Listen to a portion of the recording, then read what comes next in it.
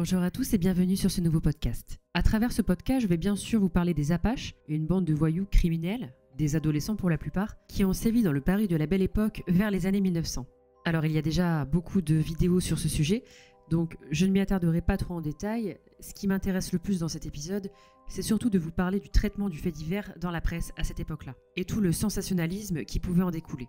Alors aujourd'hui, je ne vais pas traiter seulement d'une affaire criminelle, mais surtout du contexte journalistique de cette époque. Mais alors, qui étaient les Apaches ? Ces gangs qui semaient la terreur dans le Paris de la Belle Époque. On situe la période de la Belle Époque en France, fin 19e siècle, jusqu'au début de l'année 1914, c'est-à-dire juste avant la Première Guerre mondiale. C'est une période de grand bouleversement en France. En effet, elle est marquée par des grandes avancées et progrès dans les domaines sociaux, économiques ou encore technologiques. C'est aussi une période de grand bouleversement culturel, avec l'arrivée du cinéma et l'exposition universelle de 1900, où la ville de Paris est vraiment mise en lumière. C'est dans ce contexte que des bandes ont commencé à émerger dans différentes zones de la capitale. Ce sont souvent des jeunes hommes, voire des adolescents, issus de quartiers défavorisés de l'époque, à savoir les quartiers de la Villette, Montmartre ou encore Ménilmontant. Les premières utilisations attestées du terme Apache remontent à 1900. Les Apaches commettent des actes de violence gratuite, de vols associés à de la violence ou encore des viols. Ils agissent comme une micro-société. En effet, des rites de passage existent pour les plus jeunes. Ils ont aussi leur propre code vestimentaire, comme par exemple le foulard rouge qui fait son apparition. Ils sont pour la plupart tatoués et ont leur propre langage. L'argot se développe au sein des gangs des Apaches. Ce sont les journalistes qui vont utiliser le terme Apache en référence aux tribus amérindiennes considérées comme féroces outre-Atlantique. Ce terme va ainsi exagérer le caractère criminel de ces gangs. Alors, il y a une affaire en particulier qui va défrayer la chronique. C'est l'affaire Casque d'Or. Il s'agit de deux chefs de gangs rivaux, Manda et Leka, qui se sont battus, ça a carrément organisé une bagarre générale en plein Paris, pour le cœur d'une jeune prostituée qu'on surnommait Casque d'Or en raison de ses cheveux blonds. L'affaire fait la une des journaux. Les deux rivaux finiront déportés au bagne de Guyane après leur procès en 1902. Ils n'en reviendront d'ailleurs pas. Alors cette affaire, c'est la plus connue des Apaches car c'est celle qui a été le plus relayée dans la presse, mais il faut savoir qu'en fait ces gangs tout confondus, ils comprenaient entre 30 000 et 80 000 personnes. Alors après avoir dressé un portrait des Apaches, il paraît intéressant de revenir sur ce phénomène au travers du regard de la presse. Alors je vais juste faire une petite parenthèse sur l'invention de la presse et son essor au fil des années et des siècles. Alors l'imprimerie a été inventée par Gutenberg en 1550, mais c'est au XIXe siècle que la presse écrite connaît un véritable essor. En effet, de nombreux journaux se développent, favorisés progressivement par la modernisation des techniques et par l'apport de la publicité. Et c'est également au cours du XIXe siècle que le nombre de lecteurs augmente de manière considérable. Pour de nombreux historiens, la période qui s'étend de la fin du XIXe siècle jusqu'à 1914 est qualifiée d'âge d'or de la presse écrite.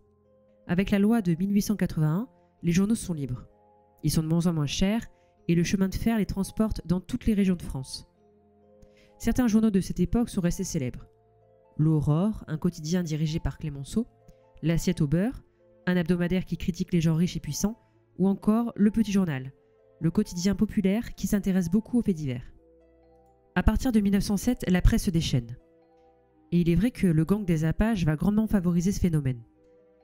La presse, et plus particulièrement le journal Le Matin, vont instrumentaliser le phénomène des Apaches à des fins politiques.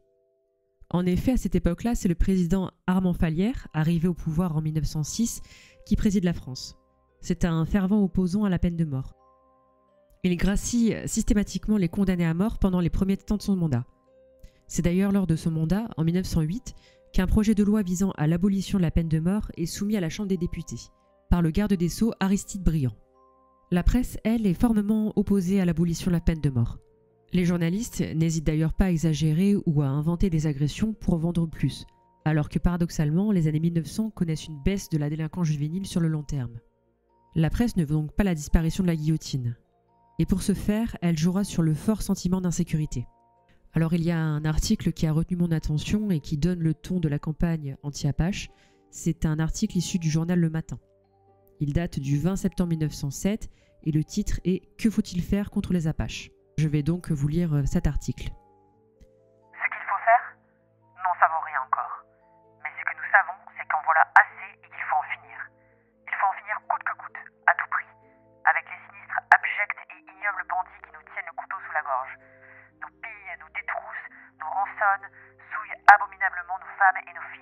mettent à feu et à sang, il est permis de dire en toute impunité, Paris et la banlieue. Que tous les honnêtes gens s'insurgent et se dressent en masse pour aviser à l'extermination méthodique et pratique de ces misérables terroristes. Le moment est venu de réagir, de balayer énergiquement toute cette vermine et toute cette pourriture qui avilit et déshonore Paris. Avec cet article, on sent bien que la haine des Apaches semble atteindre son paroxysme. Alors face à la peur de l'opinion publique, le gouvernement décide de réagir. Georges Clemenceau, alors ministre de l'Intérieur, qui se désigne lui-même comme le premier flic de France, décide de créer des unités de police judiciaire, les fameuses Brigades du Tigre. De son côté, le préfet de police, Louis Lépine, équipe ses effectifs de chiens policiers, qui, je cite, sont mieux à même de courser les Apaches. Autant de mesures donc faites pour calmer l'opinion, mais cela ne suffit pas à calmer la presse réactionnaire, qui dénonce le laxisme de la justice face à ces jeunes voyous, qui s'en tirent avec seulement quelques années de prison. Quant aux Apaches, ils disparaîtront avec la Première Guerre mondiale, en rejoignant les tranchées entre 1914 et 1918. Mais le phénomène des bandes en région parisienne est cyclique. Il connaîtra des résurgences sous d'autres formes, comme les blousons noirs dans les années 50, en passant par les loupards des années 1970. Voilà, ce podcast est désormais terminé, j'espère qu'il vous aura plu. En tout cas, n'hésitez pas à vous abonner pour de nouveaux contenus, et quant à moi, je vous dis à très vite pour une nouvelle petite histoire criminelle.